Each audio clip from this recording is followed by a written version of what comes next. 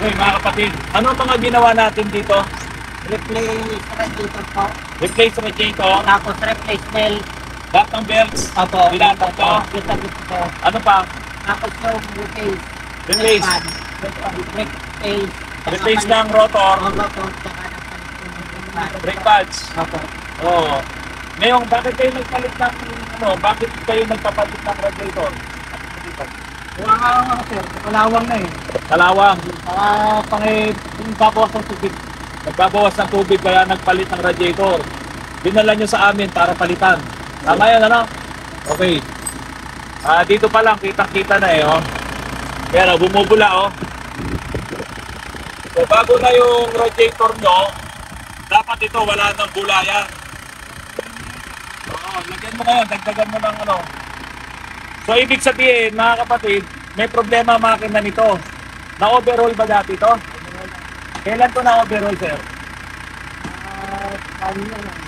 2 years ago. 2 years na. Anong nangyari dito? Ba't pina-overhaul nyo? Overheat. Nag-overheat? Pinabok. Nag-overheat daw, sumabog, basag ang mga piston. Hindi na tayo makina. Okay, tapos, Overall. in-overhaul. Tapos, nagbabawas pa rin ng tubig. Ayan, oh, naghahalo ang tubig nyo sa kalangis, oh. Ang langis yan, oh. Oh. Ang cylinder head gasket nyo may problema. Or yung inyong cylinder head mismo, bengkong. Ngayon, binidyo ko lang to kasi ang ginawa lang namin dito, nagpapalit sila ng radiator bago na aluminum, nagpalit ng mga belts. Tapos kanina ayaw umi-start kasi push button na yan. Bakit din naman push button yan, sir? Nasunog din. Dulot yung lighting wiring yun. Okay, nasunog din yung wiring. Kamali ng kabit ng Ng baterya. Napaliktad daw yung kabit ng baterya. So, dino-documents ko lang para baka kasi mabintang lahat yung autorans to eh. Nagpalit lang naman kami ng radiator. Oh. So yan, dokumentado tayo. Si Kuya yung nagmamaneho nito. Siya yung nagdala dito. Alam niya lahat yung history nito. So ngayon, humahalo yung langis sa inyong coolant. Pakita mo, dagdagan mo pa ulit. Sige. Ito po ay na-drain na, kaya dapat wala nang langis yan eh, oh. Oh, saka bago yung radiator. Pwedeng mangyari yan kung yung lumang radiator pa yan. Dahil nga yung langis ay pumunta sa radiator, pero ito bago na to. So dapat wala nang halo na ganyan. Kasi ito naman ay na-drain na rin namin. So, ang dapat ito, I-general overhaul ulit yan pagka tinanggal yung head niya at kalug ang mga piston niyan. General overhaul na ulit. Ngayon, ayan o, tignan mo, blow ba yung nakasok. Oh.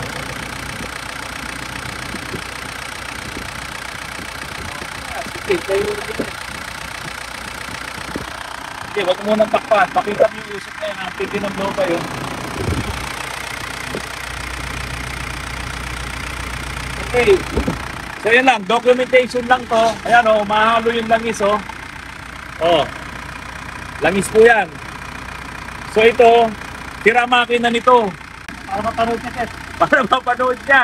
Kasi dinala sa amin to ng isang araw para gawin yung mga maliliit na bagay. Pero mas malaki pala yung problema nito. Ayan o. May problema ang makina nito. Wasak ang cylinder head gasket nito. Ang pwede ka. Oo. Or posible pag inangat natin yan, malalaman pa natin kasi ang lakas ng blow-by. Angatin mo ulit yung dipstick.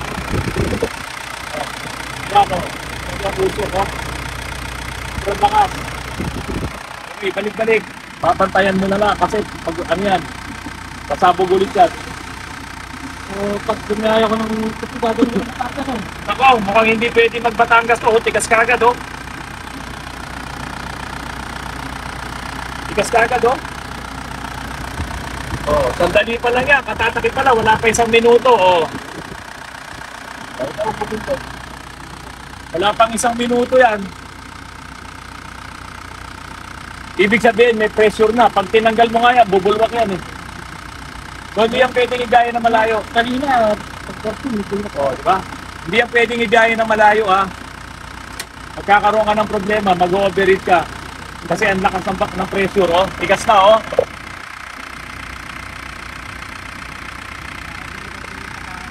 Baka naghahaloan lang isa ka tubig. Okay, bigyan mo na kay kuya yung sobra. Okay na yan, kuya, ha? Hindi yan pwedeng igahin na malayo. Matindi yung ano niya, back pressure niya. Ini-inspection ko lang itong steel bumper na gawa ni Mark Alzola. Ayan, oh. Steel bumper, may dalawang LED light na fog light. Tapos, kasama na rin ng skid plate dito. Ayan, oh. Sa aming steel bumper. Ngayon, itong crosswind na to, ito ay matagal nang naka-stock doon sa may-ari, hindi nagagamit, nag-general overhaul kami diyan. Ngayon, kasama na rin yung yung stepboard yan, no. Okay? Naka 4-inch body lift po itong crosswind na to. In-overhaul din namin ang manual transmission. Marami-raming naging problema itong sasakyan na to, pero lahat po 'yon ay okay na. So painting na lang tayo ng steel bumper. At yung mga gulong na in-order ko kay Sir Angel Tuyugon, kung magbago isip ng may-ari at papinturahan, ilalabas po natin to ng maganda. Katulad nito ng adventure na to, na ito po ay bagong paint. Bagong pintura namin, kaya lang dahil sa marami kaming mga dahon-dahon yan, puno dyan, ayan, dumudumi po talaga. Pero ito ay bagong paint po yan. Medyo matangya lang. At meron pa kaming inaayos na konti, yung mga ilaw. No? Kaya kabit pa namin, wala pa yung orders ko. Dito naman po sa owner type jeep na to, ito yung 500,000 na owner type jeep. May makukuha po akong mga molye. Kasi nga po, ang mga molye nito, ito po ipapakita ko sa inyo kung anong nangyari. Ito yung 500,000 na owner type jeep. Yan. Ito muna sa inyo. Ayan po yun. Ngayon, kinalas namin yung kanyang set ng molye. Ayan. Bulok na. bulok na yung molye, oh. Kuya Dario, ito yung molye mo, pakakalas ko yan. Mukhang talagang hindi na pwede to. Ayan, oh, tignan mo, oh. Tapos ito yung ginamitan ng mga gulong na bushing. Ayan, oh, unang-una wala na sa sentro, oh. So hindi na talaga pwede yan. Pati dito. Yan yung mga bushing na ginamit sa'yo. Oh, talagang 500,000 yung owner type jeep na to. Wala sa kasi to, wala sa sentro. Magpa-fabricate kami ng panibagong hanger dito. Kasi mali po talaga yung pagkaka-align, wala sa alignment. Kaya nakahiga yung hanger naman dito sa kabilang side. Nakakabit dito. Yung hanger nung molye dito, hindi siya diretso, nakaganon siya. Mag-aayos pa tayo, malamang mali ang mounting doon sa differential. Kaya gumanon yung ating hanger doon. Dito pinutol na namin kasi talagang hindi matanggal yung tornilyo. Papalitan ko na lang ng bagong tornilyo yan. Pero mamaya papakita ko sa inyo kapag nakalas-kalas na tong molye na to. Ito, puputulin na rin itong center bolt na yan. Papakita ko sa inyo yung molye nitong 500,000 na owner type jeep na to. Hindi na po pwede, Kuya Dario. Kasi katagalan, kung i-stock mo lang to, hindi mo gagamitin, siguradong magkakaproblema to kahit na ito'y pinturahan ko pa or alisin yung mga kalawang nito. Ito, pakita ko sa iyo, ha. So, ito na po. Pakita mo nga muna tong yan. O, ito yung ilalim, baliktad mo. Ayan, talagang kinain na po ito ng kalawang. Yan, o, pagka tinanggal namin yung kalawang na yan, maglalabasan yung niyan, yung bulutong. No? Tapos ito naman, sige, paghiwalayin mo nga yan. Ano na itsura niyan? Oh. Tapos nasa Canada yung may-ari, si Kuya Dario. Hindi mo gagamitin, kakalawangin to. Hindi pwede. Dapat ito yung walang kalawang na talaga. Kung ito i-stock mo dyan sa bahay mo, Kuya Dario. Ha? So itong molye nitong panlikod, talagang palit na po ito. Ayan, oh, tingnan mo to, oh. Oh, lalalim na niya, no? Iyan, mapuputol na yan. Sige. Ito matindi, oh. Yan, no? Yan sinasabi ko sa'yo. Pukpukin mo nga. Ito, pukpukin mo. Yan.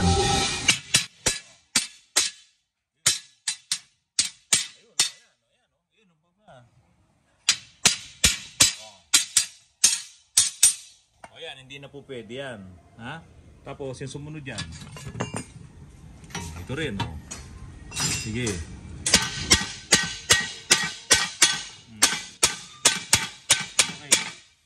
So, sigurado yung isa ganyan din.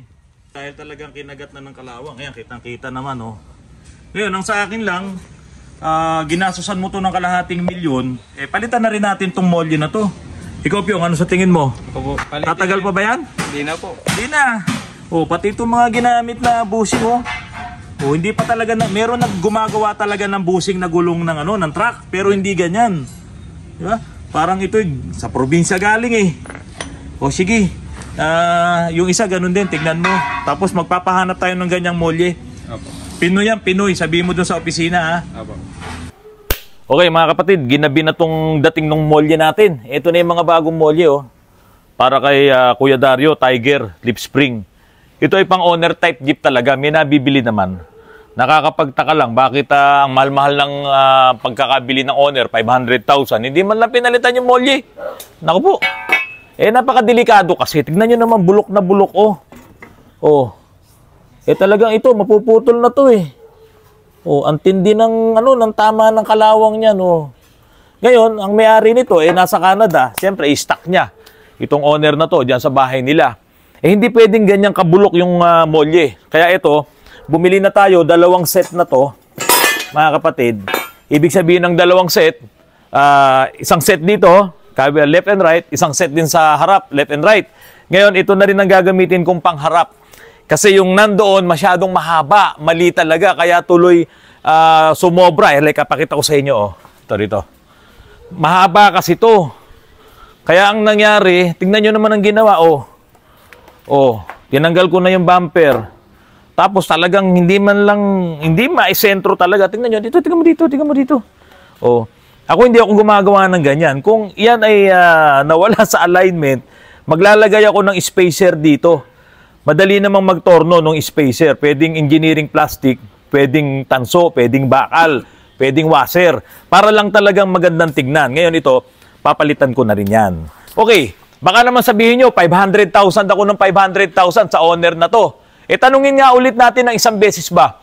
Magkano ba talaga nabili ito ng may-ari? Tanungin natin si Kuya Dario. Ito, ilang daan libo po? Kalahati po. Kalahating milyon po. Bakit po tumaas ng ganung kataas? Siguro yung mga nagtitinda naman yan dyan sa Cavite, pati dyan sa Batangas, pati sa Bulacan, hindi naman siguro ganun talaga ang presyo nito. Bakit po kaya tumaas ng ganung kalaki? Yun pong hindi ko alam.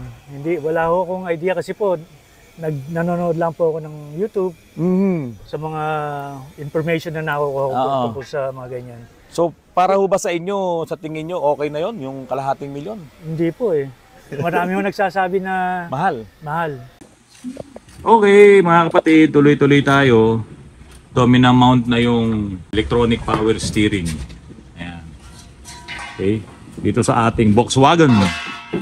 Yan, no? Gawa ni Kuya Mark. Oh, yun yung mounting bracket niya. Ganda pala na itsura, Kuya Nel, no?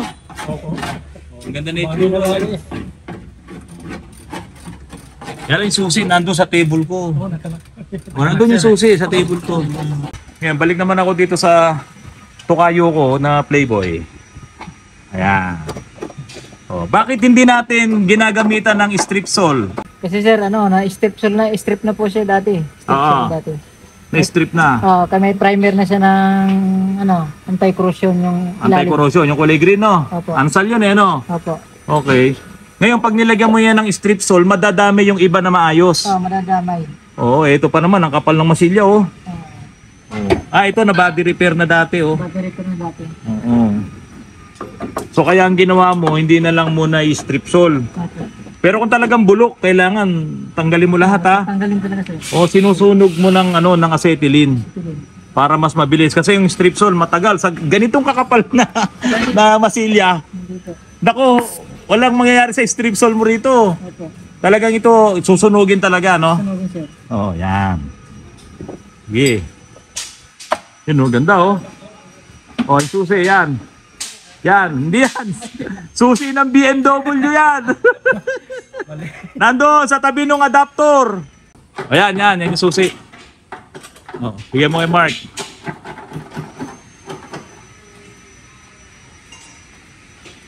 Yun, agalaw na.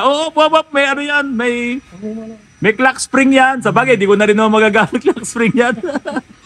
Sige, sige. Malamang putol na clock spring yan. Kaya lang, baka hindi gumana yung iba, yung mga signal.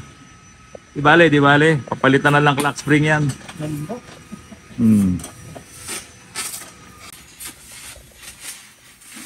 Galing kong, ano ko na to, ito kayo ko na to. Tapos ito naman, si Engineer Tolitz. Ayan na. Nakaporma na. Naka-weld na itong ating rack and pinion. Ayan. Tapos ito, lalagyan pa rin yan dito. Hindi yan lang, meron pang kaasawayan dito. Ayan. Matibay yan. Ito pa lang, matibay na yan. Hindi mo na magalaw. Matibay. Mga kapatid, pasensya na, hindi ko pa maipapakita sa inyo na umaandar yung makina ng ating coaching kuba kasi meron pa akong kulang. Unang-una, wala pa yung starter na in-order ko.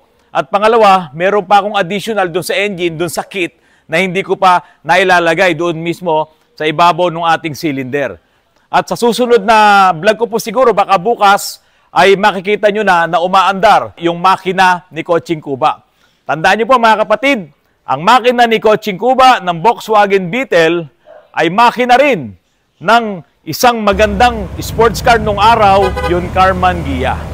Okay mga kapatid, maraming salamat po sa patuloy na panonood nyo ng aking vlog. Kung pwede po sana, muli nyo pong i-share ang aking mga vlogs at paki-likes at paki-subscribe na rin po ang aking channel sa mga hindi pa nakasubscribe.